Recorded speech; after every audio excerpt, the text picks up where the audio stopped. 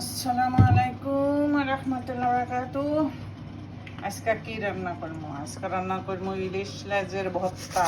মামা ঘাটের অনেকগুলো লেজ জমা হয়ে গেছে, আর আমার বাসায় তো লেজ খাওয়া যায় না ইলিশের, কারণ অনেক বেশি কাটারে ভাই। এই জন্য আর এগুলোর ভর্তা বানানো রেডি করলাম। ফ্রাই প্যান বসাই দিলাম, এখানে সরিষার তেল দিয়ে দিব আর রান্না করবো ইলিশ মাছ দিয়ে। ওরে ভাই কচু কচু দেখছেন নি কত বড় কচু নিয়ে আইসে আমার জমি। বাংলাদেশে থাকতে কচু খাই নাই, এখন বিদেশে আই কচু খাই। যাই হোক, তেল দিয়ে দিলাম, সরিষার তেল দিলাম। সরিষার তেল দিয়ে ইলিশ লেজের ভর্তা খাইবেন, অনেক মজা। এমনি নর্মাল তেল দিয়েও দেওয়া যায়, কোনো সমস্যা নেই। দেখ, আমি ইলিশে লেজগুলো একে একে দিয়ে দিই। হালকা একটু ভাজি করে নেই, তারপরে মাছগুলো তুলে নিলাম। দেখি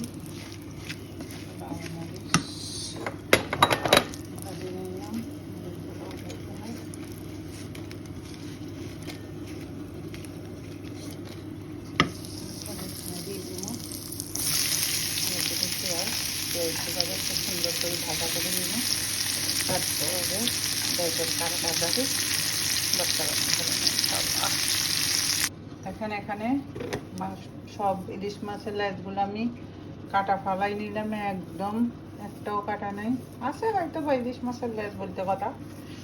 এখানে পেঁয়াজ আর লাল মরিচকে আমি ভাঙ্গি মিক্স করে নিলাম। আর আছে এখানে আমার ধনিয়া পাতা, একদম গাছের ফ্রেশ তুলে আনি কাটি দিয়ে দিলাম। আর এখানে আমার কচু হয়ে গেছে। ভালো থাকেন সবাই, আসেন খাই যান। আল্লাহ হাফেজ। এই যে ভর্তার ফাইনাল লুক, একদম হাত দিয়ে বা এই হাত দিয়ে ছটকাই বানাই বেশি।